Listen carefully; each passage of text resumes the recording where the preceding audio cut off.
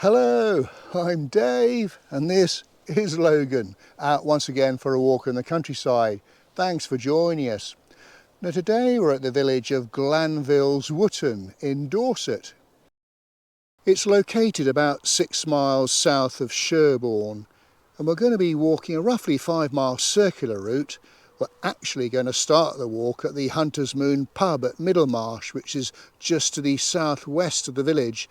And then we'll be following a footpath northeast to GLANVILLES WOOTTON itself, where we'll have a look at a few things and then we'll head westwards, crossing the Caundle Brook towards Common Wood, at which point we head south along the edge of Middlemarsh Common back to the pub. Now I'm filming in the middle of August. It looks like it's going to be another glorious day. The sun's out. Fair bit of blue sky. There is some cloud, so it might get dark from time to time, but it should be perfect conditions for walking. Do come along with us. Well, I mentioned that we'll be starting at the Hunter's Moon pub at Middlemarsh. That's just in front of me here, and it's actually located right by the A352. It's an 18th century former coaching inn, and it actually shows on a 1902 map as the White Horse Inn. I was reading that it had a big refurbishment in the early 2000s, at which time I think that's when it changed its name.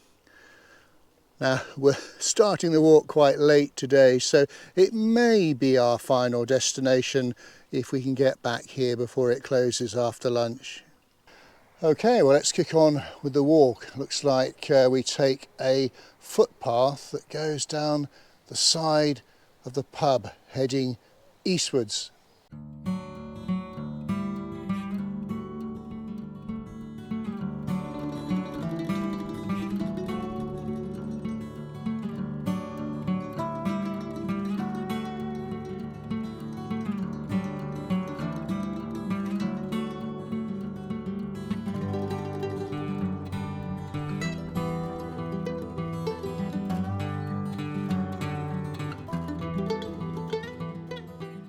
Well, the first part of the walk, we're heading towards the village of GLANVILLES WOOTTON, just crossing over a little stream.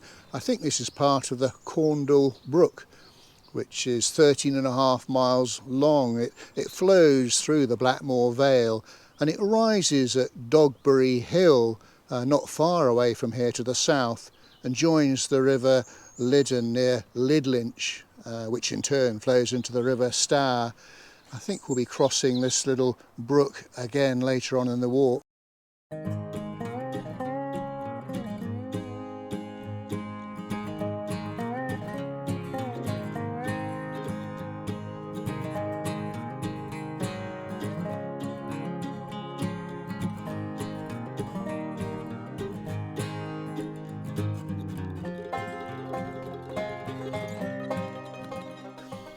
Well, just on the other side of this hedge is a place called Middlemarsh Grange. Now, we're not going to be able to see it, but it's got a fascinating history, so let me tell you a little bit about it.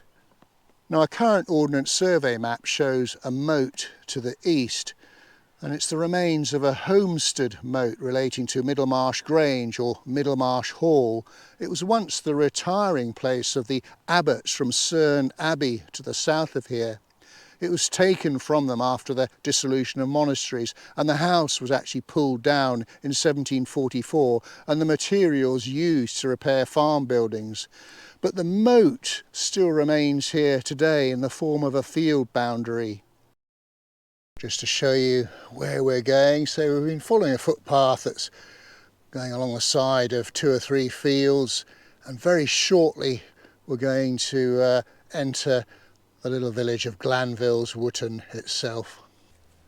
And here we are at GLANVILLES WOOTTON, or Wootton Glanville according to the old maps. But at the time of the Domesday Book it was owned by William de Braos, but the name originates from Henry de Glanville, who was lord of the manor here in the 13th century. The Wootton bit comes from Wideton, which means glade in the woods. And there is an Iron Age hill fort at Dungeon Hill to the southeast of the village. Now this building here I think is the old smithy. Oh yes, it's called the Old Forge. And there's a lovely sort of carving above the door with 1867 on it. And this gorgeous building here, New Inn House, indeed was a pub called the New Inn. It shows as a pub on a 1902 map, but not on a 1958 map. And this is the beautiful church of St Mary. It dates back to the 14th century with modifications in the 15th and 19th centuries. The south chapel is the oldest part, which was built in 1344. The west tower was added around about 1400, and the south porch is from the 15th century. The west doorway is actually from the 16th century. The chancel and nave originate from the 15th century, but the chancel was then rebuilt and nave restored in a major church restoration in 1876. I think it's got 6 bells. Well, it looks like there's a remnants of a mass dial on the little buttress on the wall there. Looks like it, doesn't it? Okay, well, let's have a little peep inside. And just on the right hand side there's the font, which I believe dates to the 13th century. And then just in front of the west tower there's the organ. And just heading towards the chancel there's a splendid wooden pulpit on the left. And then, wow, look at that for a stained glass window above the altar in the chancel. And then just in one of the aisles there's another splendid stained glass window, getting the full benefit today with the sunshine. And then just on the side of the aisle beneath the windows there's an effigy lying there. And that magnificent building to the sort of northeast of the church is Church Farm. And I think parts of that date to the 16th century, although it was remodelled in the 19th century. And I think that building that we can just see the top of over the wall there to the west of the church is the rectory. And parts of that date back to 1780. Just passing by the village hall as we're doing a little detour up a road in a sort of, I don't know, northeasterly direction. Here's the old chapel, the old Methodist chapel, which dates to the 19th century. Not sure whether it's residential or not these days.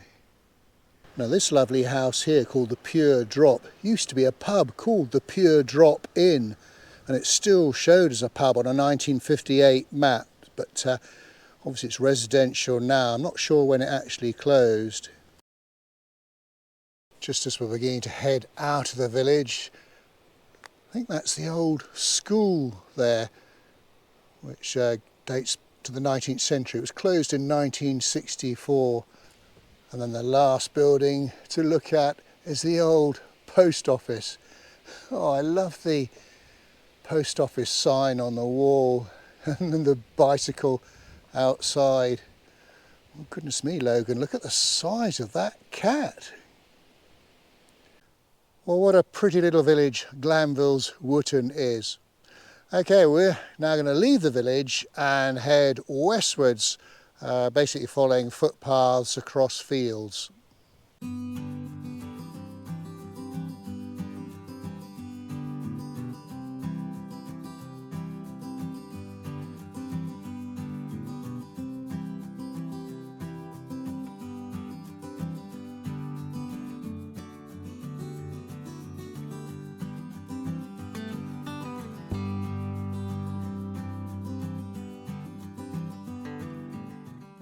Well, this is where we cross over the Caundle Brook once more. Looking at the steepness of those banks, I'm guessing that this can become quite a torrent in the winter months. Well, this is one of those walks where I think I'm going in the right direction. I haven't seen a way marker for a while, but the little hill behind me is Loder's Hill, and I just need to keep to the sort of southern side of that. I should be okay.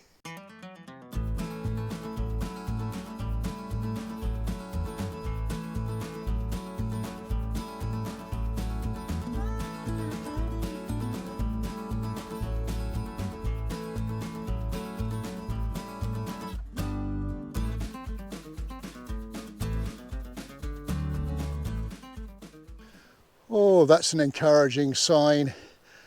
A Dorset County Council public footpath way marker. We're going the right way, Logan. Ah, the weather's quite glorious now, and the views around here really are quite breathtaking. Is a better place to be than in the middle of a field in the middle of Dorset? I don't think so.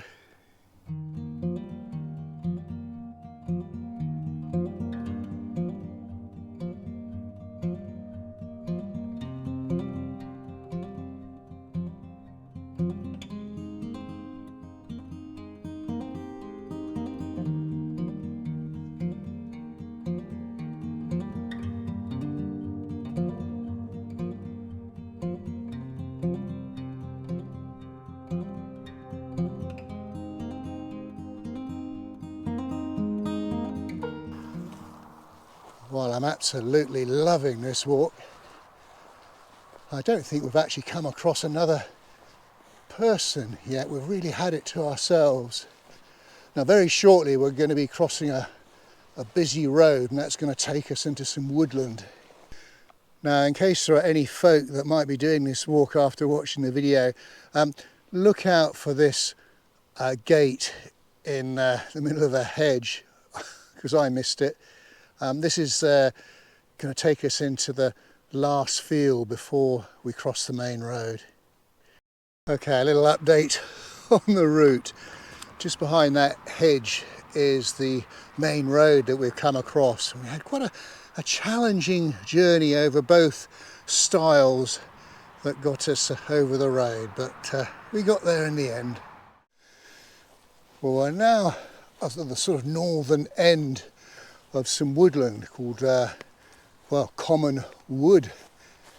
So we're just a little bit further to go to the west, and then when we come across some buildings, we then need to start heading south.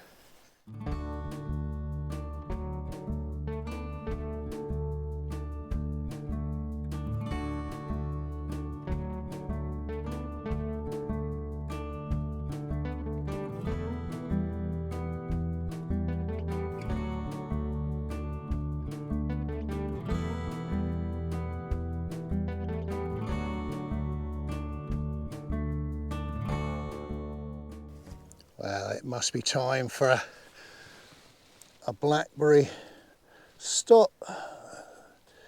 A few, they're not that big, but will they pass the test? Yes. Well, another little update on the route. This is actually looking to the north where we've been. So on the right there is Common Wood. And just in the corner of that field there, that's about as far west as we've gone. So now we're heading southwards towards, well, basically along the side of Middlemarsh Common. Well, this little section of the walk is quite idyllic, just by the side of the common. But lovely and shaded, which is just what you need on a warm summer's day. There's quite an atmosphere in here as well.